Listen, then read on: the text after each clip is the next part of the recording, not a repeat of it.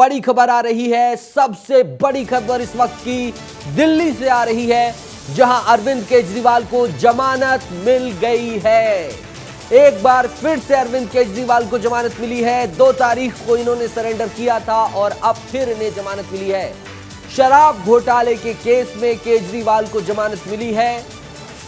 1 लाख के निजी मुचलके पर केजरीवाल को बेल दी गई है। राउज एवेन्यू कोर्ट दिल्ली ने इन्हें जमानत दी है। तो बड़ी खबर है, राहत भरी खबर है केजरीवाल के समर्थकों के लिए, आम आदमी पार्टी के लिए, जहां अरविंद केजरीवाल को बेल मिल गई है। जेल की सलाखों से बाहर अरविंद केजरीवाल अब दिखाई देंगे। 1 लाख के निजी मुचलके पर यह जमानत मिली है। शराब नीति का, जो दिल्ली की नई शराब नीति थी, उसी के घोटाले के मामले में इन्हें जेल भेजा गया था और जेल के बाद जब ये जेल पहुंचे थे, इन्होंने जमानत याचिका लगाई थी। कोर्ट ने इन्हें जमानत दी थी चुनाव में प्रचार करने के लिए और 2 तारीख को इन्होंने सरेंडर किया था। उससे पहले भी कोशिशें की गई थी कि राहत मिल जाए, लेकिन राहत नहीं मिली थी और फिर इन्होंने सरेंडर किया था। एग्जीक्यूटिव एडिटर ज्ञानेंद्र तिवारी जी हमारे साथ जुड़ गए हैं। सीधा उन्हीं का रुख करेंगे और जानने की कोशिश करेंगे क्या है इसके मायने और क्या कुछ है इसकी पूरी खबर। सर, जमानत मिल गई है एक बार फिर से। 2 तारीख को इन्हें सरेंडर करना पड़ा था और अब एक बार फिर से जेल के बाहर आ रहे हैं। कैसा कुछ नजारा दिखाई देगा दिल्ली को लेकर?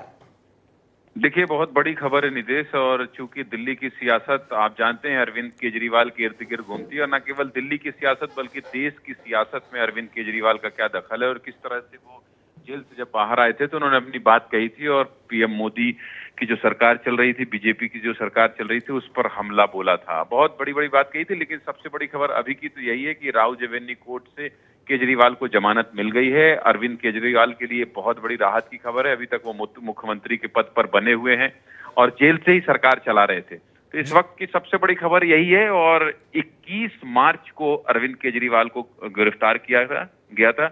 आबकारी नीति घोटाले से जुड़े मनी लॉन्ड्रिंग मामले में अरविंद केजरीवाल को गिरफ्तार किया गया था और तब से लेकर अभी तक कई तरह के बयान आए। अरविंद केजरीवाल जब जेल से बाहर आए थे तब उन्होंने ये कहा था कि ये अगर तीसरी बार मोदी की सरकार आई तो ये सभी लोगों को जेल में डाल देंगे। लेकिन अभी फिलहाल उनके लिए बहुत बड़ी राहत की खबर है, उनकी पार्टी के लिए बहुत बड़ी राहत की खबर है, उनके घर वालों के लिए बहुत बड़ी राहत की खबर है। अरविंद केजरीवाल अब जेल से बाहर आएंगे।